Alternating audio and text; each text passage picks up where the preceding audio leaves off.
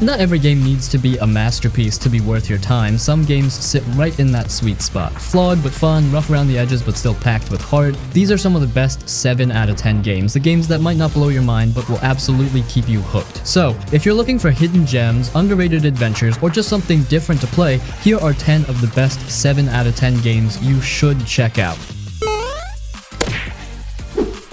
The Callisto Protocol.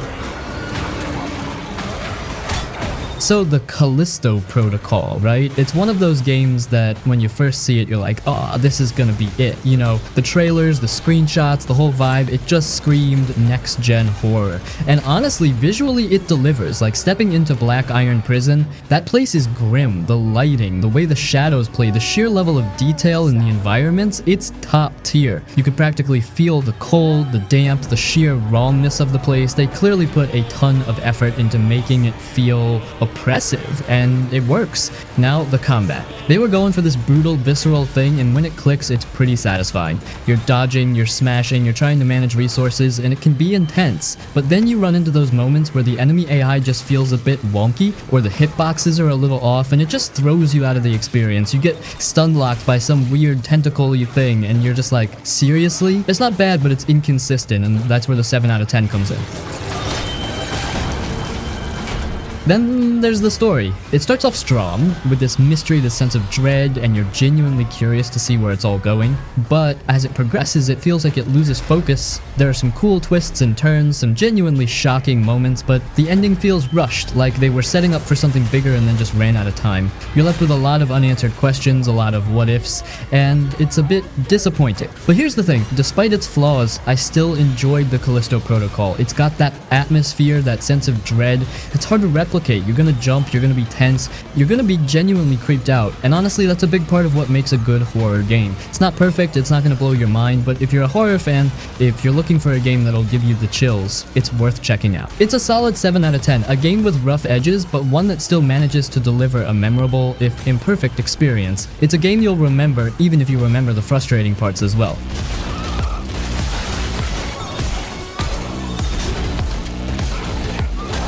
Alpha Protocol.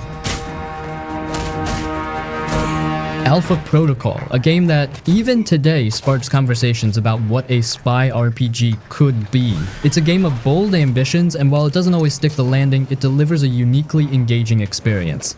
At its heart, Alpha Protocol is all about choice. You step into the shoes of Michael Thornton, a spy caught in a web of international conspiracies, but what really makes the game stand out is how much control you have over the story. Your dialogue choices, your actions, everything you do shapes your relationships and the overall narrative. The dialogue system is a highlight, letting you decide not just what you say, but how you say it, whether you play it smooth, aggressive, or professional. And this level of player agency was ahead of its time, and remains impressive even today.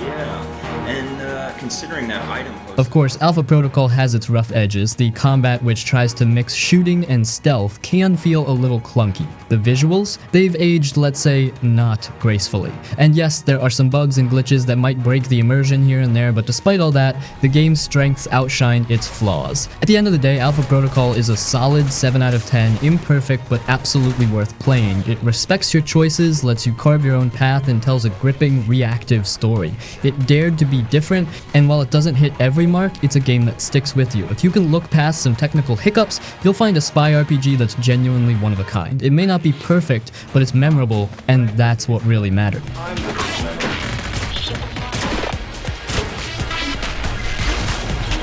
The GreedFall. Some games are polished masterpieces, others are so messy, so awkwardly ambitious, that you can't help but love them despite their flaws. GreedFall is exactly that type of game. It's what happens when a smaller studio says, screw it, let's make our own Dragon Age, but with muskets and colonial politics. The result? A fascinating, frustrating, and unexpectedly good RPG that punches way above its weight class. You play as Darksiders, a noble-turned diplomat who's shipped off to the mysterious island of Tyr Frey D, a land filled with warring factions, a deadly deadly plague, and indigenous tribes who can literally summon tree monsters to crush colonizers. Your job? Figure out what the hell is going on, make allies or enemies, and maybe, just maybe, cure the plague before everyone dies a horrible death. Sounds sick, right? Well, it is, but also, it's GreedFall, which means you're getting maximum Euro jank. Let's talk about the combat. It's a mix of swords, magic, and guns, which sounds cool until you realize that most fights devolve into awkward dodging and spamming the same 3 moves. The animations are stiff, enemy AI sometimes just forgets they're in a battle, and the hit detection, yeah, let's just say it's optional. But here's the wild part, it's still fun. Once you get into the flow, learn the mechanics, and start exploiting the jank, it becomes weirdly addicting.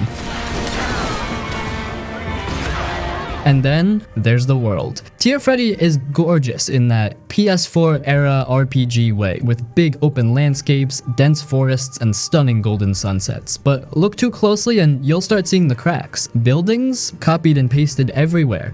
NPCs, stiff, robotic, and usually giving you that 1,000-yard stare. Interiors? Yeah, if you've seen one, you've seen all of them. But somehow, despite all of this, GreedFall just works. The RPG elements are deep, the story is actually great, and the political intrigue makes every decision feel meaningful. You can side with different factions, betray allies, manipulate outcomes. It's got real role-playing depth. And while the dialogue can be cringy at times, it also delivers some genuinely good storytelling moments. It's the kind of game that tries really hard to be a 9 out of 10, but lands at a solid 7 out of 10 with heart. It's messy, it's janky, but if you're into old school BioWare RPGs, GreedFall will absolutely scratch that itch. Just be prepared to embrace the jank.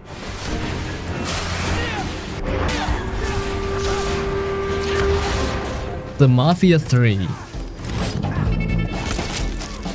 Mafia 3 is the definition of a 7 out of 10 game. Brilliant in some ways, frustrating in others, but unforgettable when it really hits its stride. It had all the potential to be a masterpiece, but a mix of repetition and questionable design choices held it back. That being said, if you skip this one, you're missing out on one of the most brutal, cinematic, and atmospheric crime stories ever put in a game. You play as Lincoln Clay, a Vietnam War veteran returning home to New Bordeaux, basically 1960s New Orleans, after years of brutal combat. He's done taking orders, ready to move on, until his family gets absolutely massacred by the Italian mob. What follows is a ruthless, calculated revenge story, where Lincoln doesn't just kill his enemies, he destroys everything they've built piece by piece. And damn, does the game make you feel that vengeance. The storytelling is phenomenal here. It's structured like a true crime documentary with interviews, flashbacks, and FBI footage that give it a HBO-level feel. The voice acting is also perfect. Lincoln Clay is one of the hardest protagonists in gaming, and every character, from his allies to his enemies, feels authentic, especially the terrifying crime boss Sal Marcano, who you despise from the second you meet him. Now let's talk gameplay. This is where the 7 out of 10 rating really starts making sense. Gunplay is actually surprisingly great. Lincoln moves like a trained killer, gunfights are brutal, and the stealth kills are straight up horrifying, and it just feels smooth overall. You'll be slicing throats, bashing skulls, and executing enemies in ways that make John Wick look tame. The driving is also smooth, weighty, and absolutely nails that late 60s muscle car feel. But then you hit the biggest problem, the repetition. Mafia 3 sets up this insanely good story, and then forces you to take over the city by doing the same damn missions over and over. Burn some drug stashes, kill some gangsters, interrogate a snitch, repeat 50 times until you finally get to the good part. It's a game that could have been 10 hours shorter and twice as good. And then there's the open world, which is gorgeous in terms of atmosphere, but dead inside. New Bordeaux looks stunning with its neon-lit jazz clubs, rundown bayous, and old-school diners, but don't expect GTA-level life in the streets. The city is more of a backdrop for the story than a playground. But you know what, despite all of this, Mafia 3 still hits different. The game's brutal, mature, and dripping with 1960s detail. From the racial tensions that affect how cops treat you to the era-accurate soundtrack, when this game is at its best, it feels like a legendary crime film. So, yeah, is it flawed? Absolutely. Does it still deserve your time? Hell yes. If you're in it for the story, the action, and the vibe, Mafia 3 is a 7 out of 10 gem worth every second. Just maybe take breaks when the grind kicks in.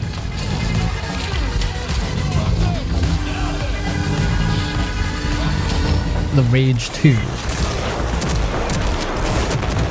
Nobody was really asking for a Rage sequel, but Bethesda said, screw it, let's make a Mad Max meets Doom fever dream, and that's exactly what we got. A game where the story barely matters, the open world is just okay, but oh man, the combat is absolute crap. You play as Walker, the last ranger of Vineland, cool title, doesn't really mean much, taking down some evil authority or whatever. Honestly, the plot is just an excuse to unleash hell. Every weapon and power in this game makes you feel like an unstoppable force of destruction. The combat shotgun turns enemies into mist. The grav dart launcher lets you yeet people into walls, and overdrive mode cranks everything up to 11, making you even faster, deadlier, and more bad. It's like someone took Doom 2016, injected it with adrenaline, and let the Just Cause devs go wild. Now, the open world, yeah, that's where the 7 out of 10 energy kicks in. It looks amazing with neon-soaked deserts and Mad Max-style outposts, but it's kind of empty. There's not a whole lot to do outside of driving from one chaotic fight to the next. The story barely exists. The characters, forgettable. The game literally ends so abruptly, it feels like someone unplugged your PC mid-cutscene. But none of that really matters, because Rage 2 isn't trying to be deep. It just wants you to blow stuff up in the most stylish way possible, and in that aspect, it absolutely delivers. If you want depth, look elsewhere, but if you're down for some mindless, high-energy, ridiculously fun destruction, this is your game.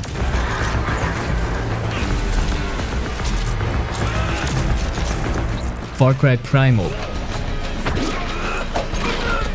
At some point, Ubisoft must have sat down and thought, what if we took Far Cry, removed the guns, threw in some cabmen, and let people fight saber-toothed tigers with sticks? And honestly, it kinda worked. Far Cry Primal ditches the usual modern warfare for a brutal, prehistoric open world set in 10,000 BC, where you play as Takar, a hunter trying to survive in a world full of hostile tribes, deadly beasts, and an overwhelming amount of grunting and caveman noises. There's no English dialogue here, just a made-up primitive language that actually sells the immersion pretty well. At first, you're just a dude with a club and a spear, running from everything that moves, but as you progress, you go from hunted to hunter, taming wild animals, crafting better weapons, and eventually leading your own tribe. The highlight? Beastmaster skills, which let you tame and command wolves, bears, and even a goddamn saber-toothed tiger. If you've ever wanted to sick a giant prehistoric cat on your enemies while riding a mammoth into battle, this game delivers on that exact fantasy.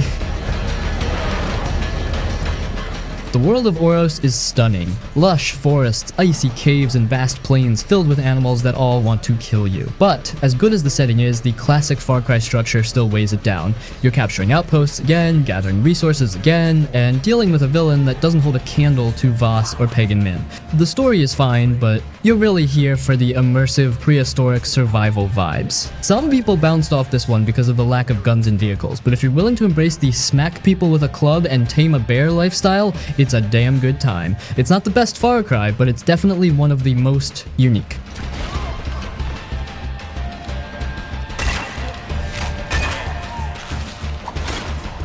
And Shadow Warrior 3.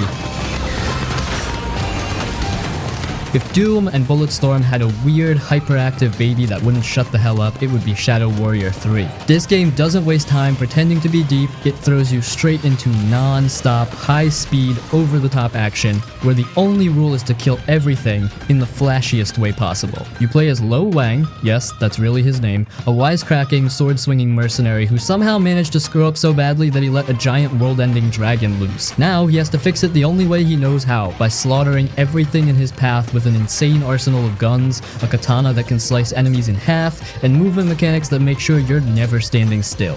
The gameplay is pure adrenaline-fueled chaos. It's all about chaining together wall runs, air dashes, grappling hook swings, and brutal finishers, turning every fight into a violent ballet of destruction. The gunplay is tight, the melee combat is satisfying, and the game constantly throws new enemy types at you to keep things fresh. Oh, and the gore weapons system, absolute insanity. You can rip out an enemy's spine and use it as a weapon. Visually, it's a colorful, over-the-top spectacle with massive Asian-inspired levels packed with bright neon lights, floating temples, and way too many exploding barrels. The story? Yeah, it exists, but let's be real, you're here for the dumb jokes and insane action. If you want a game that doesn't take itself seriously for even a second, but still delivers some of the most fun FPS combat in recent years, Shadow Warrior 3 is exactly what you need. It may not be perfect, and it definitely doesn't reinvent the wheel, but sometimes you just want to to slice demons in half while cracking bad one-liners, and this game absolutely nails that.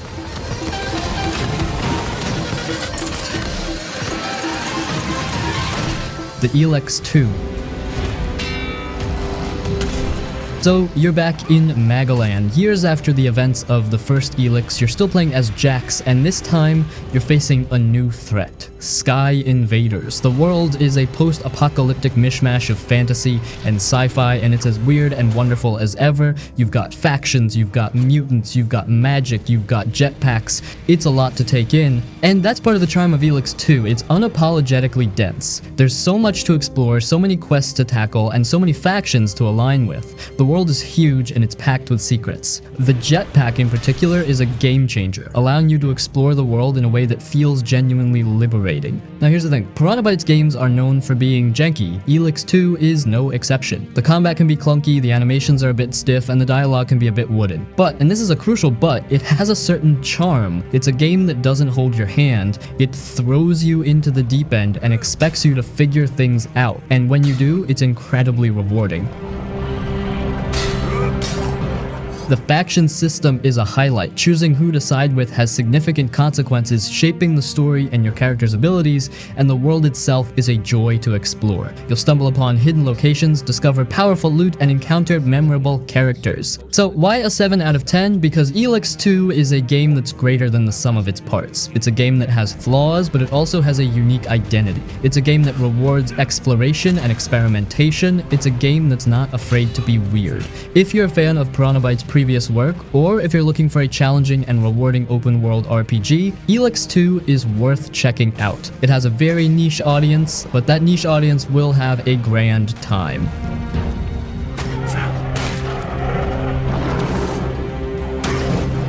The Biomutant.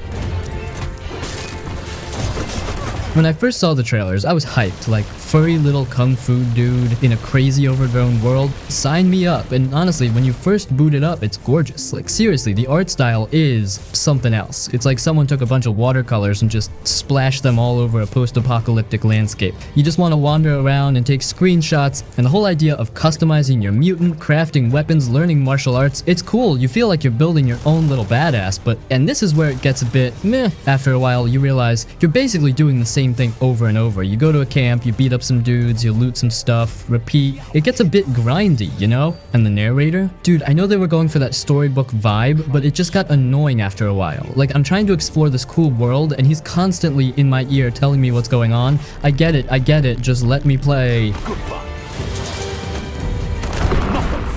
But, you know, despite all that, I still kind of liked it. It's a really chill game. Like, you can just zone out and explore, and it's pretty relaxing, and the world is just so damn pretty. It's one of those games that's perfect for just kicking back and unwinding. It's not perfect, not even close, but it's got a certain charm, you know? It's like that quirky indie movie that you know isn't a masterpiece, but you still enjoy watching. It's a 7 out of 10. A game that's got its flaws, but it's still worth checking out if you're looking for something different. It's a nice game to get lost in for a few hours.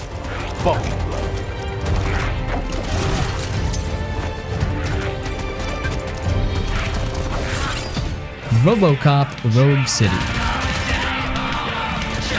If you grew up watching Robocop and always wanted to step into the metal boots of Detroit's most badass cyborg, Rogue City delivers exactly that. And even if you didn't, this game still offers something rare. A slow, methodical, and absolutely brutal FPS experience that makes you feel like an unstoppable tank. Unlike the twitchy, hyper-fast shooters that dominate today's market, Robocop Rogue City slows things down and leans into the sheer weight and power of playing as Robocop. You're not some fragile soldier hiding behind cover, you're a walking fortress, casually absorbing bullets as you stomp through crime-infested streets, throwing thugs through walls and blasting bad guys into red mist with your iconic Auto 9 pistol. And let's talk about that gun. It never runs out of ammo and tears enemies apart with every shot. It's easily one of the most satisfying weapons in any shooter, and the sound design makes every pull of the trigger feel like justice being served. Add in the ability to pick up and throw enemies, scan crime scenes like a detective, and dish out brutal finishers, and you've got an FPS experience that feels truly unique. But Rogue City isn't just mindless shooting, it actually captures the dark, satirical tone of the original films. You'll handle side cases, interact with civilians, and make decisions that impact the story, all while the game throws in hilarious, over-the-top news broadcasts and fake commercials straight out of a dystopian 80s fever dream. Sure, it's got janky animations and some stiff dialogue, but that's part of the charm. It fully embraces the Robocop aesthetic, cheesy, violent, and oddly compelling. If you're looking for a shooter that makes you feel like an absolute tank while staying true to an iconic franchise, this is a 7 out of 10 gem that punches way above its weight.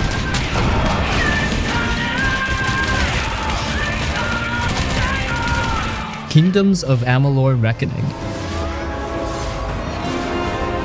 If Skyrim and Fable had a weird forgotten cousin that deserved way more love, it would be Kingdoms of Amalur Reckoning. This game dropped in 2012 and instantly got overshadowed by the biggest RPGs of that era, but those who actually played it know it's one of the most satisfying action RPGs ever made. First off, the combat is ridiculously fun. While most RPGs from that time had stiff, weightless fighting, Amalur went all in on fluid, fast-paced action that actually felt good. It's like an arcade-style brawler mixed with deep RPG mechanics, letting you seamlessly switch between melee, magic, and ranged attacks. You could cast spells, parry attacks, teleport behind enemies, and pull off cinematic finishers, making every fight feel like something out of an anime. The world itself is massive, filled with lore written by R.A. Salvatore, a guy who's written a ton of legendary fantasy novels, and backed by a gorgeous, colorful art style that still holds up today. It's a classic high fantasy setting, but with a unique twist on fate and destiny, where your character isn't just some chosen one, you're someone who literally broke free from fate and can rewrite reality.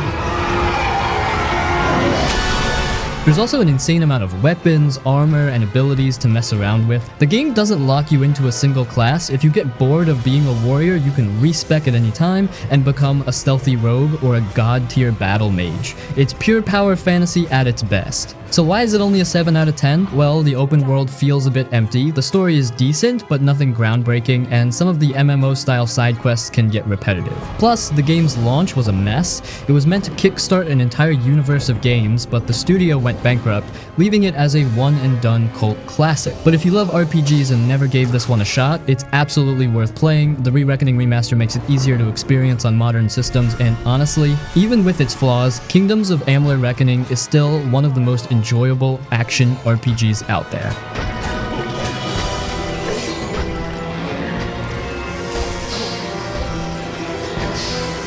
Remember Me.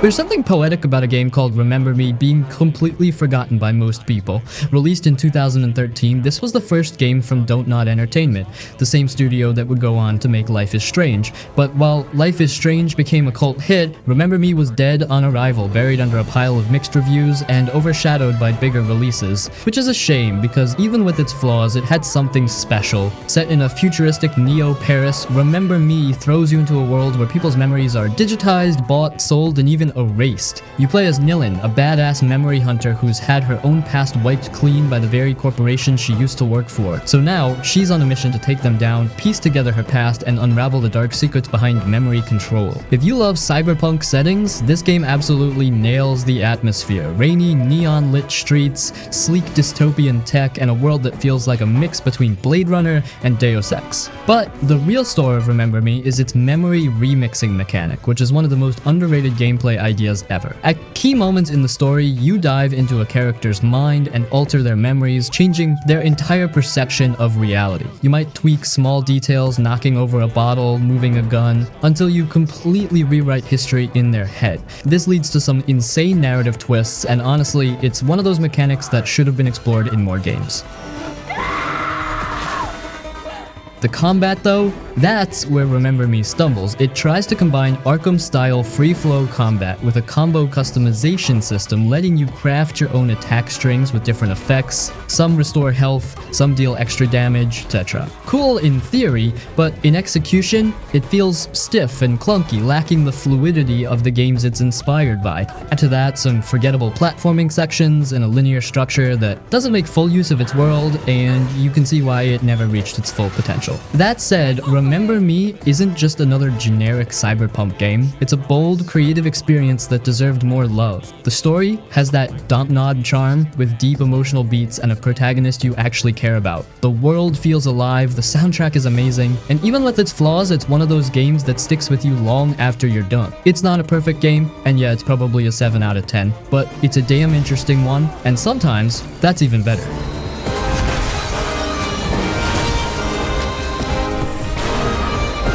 Darksiders 3. Every game in the series has been solid, yet Darksiders 3 somehow got the worst reception of the bunch, and while it's far from perfect, there's something about it that makes it worth playing. Especially if you have a soft spot for hack-and-slash action, Metroidvania exploration, and apocalyptic storytelling. This time you play as Fury, the third horseman or horsewoman of the apocalypse. She's nothing like War or Death. She's reckless, arrogant, and has a major anger management problem. Her mission? Hunt down the 7 deadly sins who've escaped their imprisonment and are wreaking havoc on an already ruined Earth. From the grotesque bloated sloth to the terrifying monstrous wrath, each sin is designed to embody their nature, and taking them down makes for some of the best boss fights in the game. But Darksiders 3 took a huge risk by shifting away from the God of War / Zelda style gameplay of the first 2 games and embracing a Souls-like combat system. That means dodge-based battles, slower attacks, and enemies that can kill you in just a few hits. This change completely divided fans. Some loved the challenge, while others felt it took away what made Darksiders unique. It doesn't help that the combat feels a bit stiff at times, making certain fights frustrating rather than fun.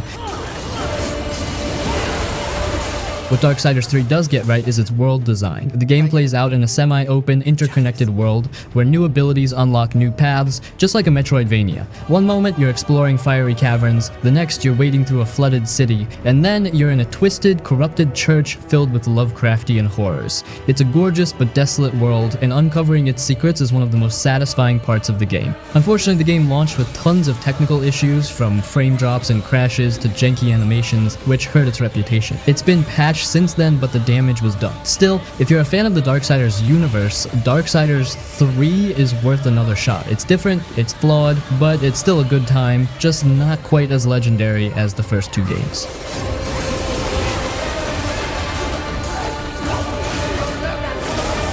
Alice Madness Returns. There are a lot of dark and gritty reimaginings of classic stories, but Alice Madness Returns might be one of the best and most overlooked. This is not the Wonderland you remember from childhood. It's broken, nightmarish, and soaked in blood, trauma, and insanity. You play as Alice Liddell, a girl who barely survived a fire that killed her entire family. Now she's trapped between the real world, where she's struggling with severe mental illness, and Wonderland, which is falling apart as her mind does. The only way to fix it? Slashing and hacking your way through the madness? And the combat? It's weirdly awesome. Alice fights with a Vorpal blade, a deadly knife that slices through enemies in fast, ballet-like motions. She also gets a hobby horse, a brutal hammer, a teapot cannon, and even explosive clockwork rabbits. The gameplay blends hack-and-slash combat with platforming, and while it's not the tightest combat system ever, it's fun, creative, and visually stunning. But the real star of the game is its art direction. Every part of Wonderland feels like a twisted fever dream, shifting from gothic castles and steampunk cities to underwater ruins and hellish dollhouses. It's dripping with creepy atmosphere, filled with unsettling characters like the Cheshire Cat, who now looks like something out of Silent Hill, and the Mad Hatter, whose mind has literally been shattered. However, the game does have some flaws. The platforming can feel clunky, some levels drag on too long, and the story, while disturbing and emotional, sometimes feels like it loses momentum. It's the kind of game that's more about the experience than the mechanics. Despite its flaws, Alice Madness Returns is a cult classic. It's the perfect game if you love dark, psychological stories with unique worlds, and honestly it deserved a sequel, but since EA holds the rights to it, that's probably never happening. So if you haven't played this one yet, now's the time before it vanishes into gaming obscurity forever.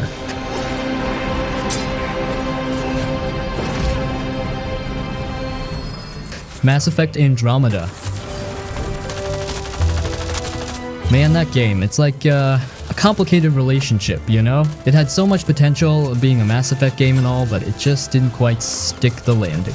So you're exploring a whole new galaxy, Andromeda, new planets, new aliens, new everything. The visuals, when they work, are stunning. Some of those planets are just breathtaking, and the idea of being a pathfinder, discovering new worlds, it's a cool concept. You get to explore these huge open worlds, drive around in the Nomad, meet all these new characters. Some of them are genuinely interesting, and the combat is actually pretty fun. The biotic abilities, the weapon customization, it's all solid. But then there's the issues. The facial animations, those were rough. Like meme level rough. It's distracting, and the story, it just doesn't have that same punch as the original trilogy. It feels a bit aimless at times.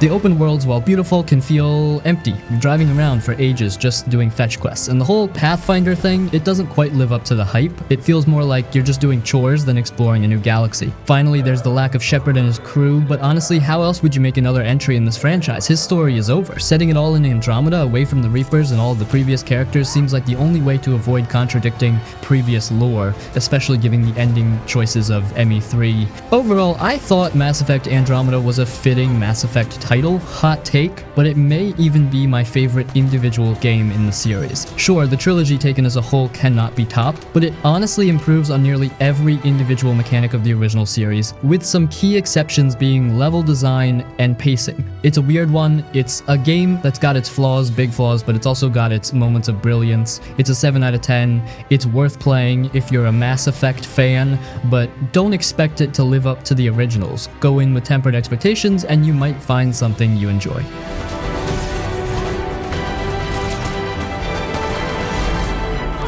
Castlevania Lords of Shadow. Castlevania Lords of Shadow is one of the most divisive games in the series, but it's also one of the most ambitious. Instead of sticking to the usual Metroidvania formula, Konami and Mercury Steam threw a curveball. A full-blown cinematic action adventure with a deep, tragic story, brutal combat, and some of the best boss fights in the Castlevania series. You play as Gabriel Belmont, a brooding warrior on a mission to resurrect his dead wife. This quest takes him across a dark, gothic world filled with lycans, vampires, and demonic creatures, all standing between him and the truth. The game's story, narrated by Patrick Stewart's godlike voice, unfolds like an epic tragedy, leading to one of the wildest twists in Castlevania history. Gameplay-wise, Lords of Shadow is basically what if Castlevania was directed by Guillermo del Toro and played like God of War. Gabriel wields the Combat Cross, a chain whip that works like Kratos' Blades of Chaos, letting you unleash massive combos, juggle enemies, and perform brutal finishers. The game also features light and dark magic, which lets you heal or deal extra damage mid-fight, adding a layer of strategy. And the boss fights, insane. Some of them feel straight out of Shadow of the Colossus, where you have to climb towering titans and take them down piece by piece, while others pit you against vampire queens, monstrous necromancers, and legendary Castlevania creatures. But Lords of Shadow isn't perfect. Some sections drag on too long, the pacing can be uneven, and longtime Castlevania fans weren't happy that it played nothing like the old games. That said, if you go in expecting a dark fantasy epic with God of War style combat and an insane story, you'll probably love it. And if you somehow make it to the post-credits scene, you're in for one of the best plot twists in gaming history.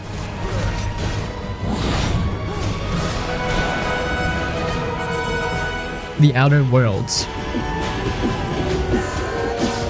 If you've ever wished for a Fallout-style RPG set in space, The Outer Worlds is exactly that, but with a bit more humor, a bit more charm, and a lot more corporate satire. Developed by Obsidian Entertainment, the same studio behind Fallout New Vegas, this game brings their signature choice-driven storytelling, witty dialogue, and morally gray decisions to a sci-fi setting full of corrupt megacorporations and rebellious misfits. You play as a colonist who wakes up decades late from cryo-sleep only to find yourself in the Halcyon system, a place where corporations own everything, including people. From the very start, The Outer Worlds lets you decide what kind of character you want to be. You can be a charming smooth talker, a brilliant scientist, or even a complete idiot who barely understands what's happening. Yes, there's an actual dumb dialogue option. The world itself is a mix of retro-futuristic tech, neon-lit cities, and alien landscapes, giving it a unique vibe that feels like a mix between Firefly and Bioshock. Each planet and settlement is packed with NPCs who have their own stories, factions with their own agendas, and quests that can be completed in multiple ways. You can be a hero, a corporate sellout, or even betray everyone just for the fun of it.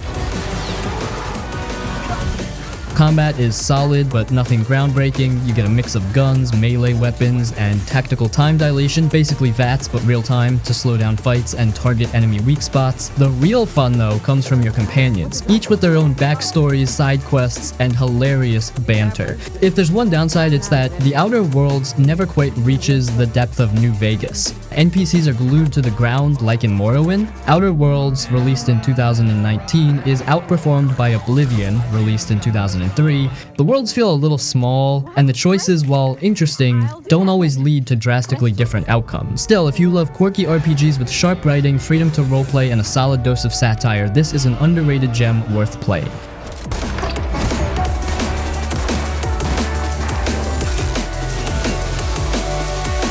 The Sinking City. The Sinking City. Man, that game. It's like a Lovecraftian fever dream, you know? You're dropped into this decaying city, Oakmont, and it's just off. Everything's just a little bit wrong. So you play as Charles Reed, a private investigator with a knack for the supernatural. You're trying to figure out what's going on in Oakmont, why the city's sinking, why everyone's going crazy. The atmosphere is thick, man. It's like walking through a fog of dread. The visuals, while not exactly cutting edge, capture that eerie, unsettling vibe perfectly. The investigation system is pretty cool. You're gathering clues, piecing together evidence, and making deductions. It's not just about following waypoints, you actually have to use your brain. And the sanity system, that adds a whole layer of tension. You never know when you're gonna start seeing things that aren't there.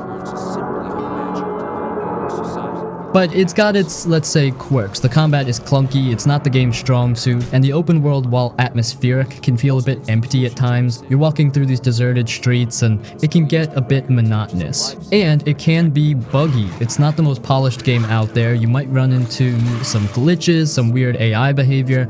Still, The Sinking City is a unique experience. It's a game that nails the Lovecraftian atmosphere. It's a game that makes you think, that makes you question what's real. It's a 7 out of 10. It's worth playing if you're a fan of Lovecraftian horror, if you enjoy detective games, or if you're just looking for something different. It's a game that'll stick with you, even if it's not perfect. It's a game that gets under your skin.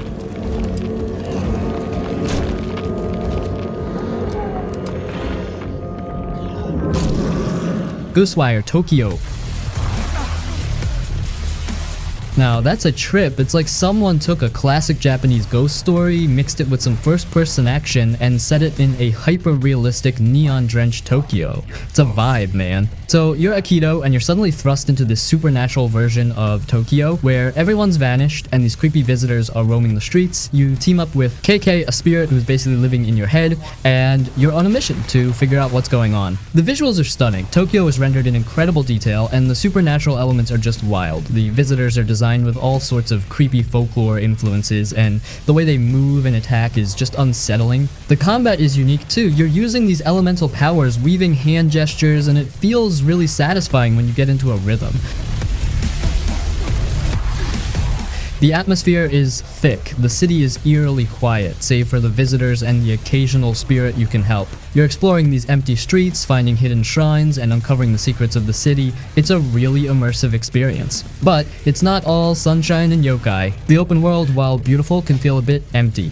You're often running from point A to point B, clearing out visitors, and the side quests, while interesting, can get repetitive. And the story, while intriguing, can feel a bit disjointed at times. It's got some cool moments, but it doesn't always flow smoothly. Still, Ghostwire Tokyo is a unique game. It's a visual feast, and the combat is genuinely fun. It's a 7 out of 10. It's worth playing if you're a fan of Japanese folklore, if you enjoy atmospheric games, or if you're just looking for something different. It's a game that'll give you some chills, and it's a game that'll leave you wanting to explore every corner of its hauntingly beautiful Tokyo.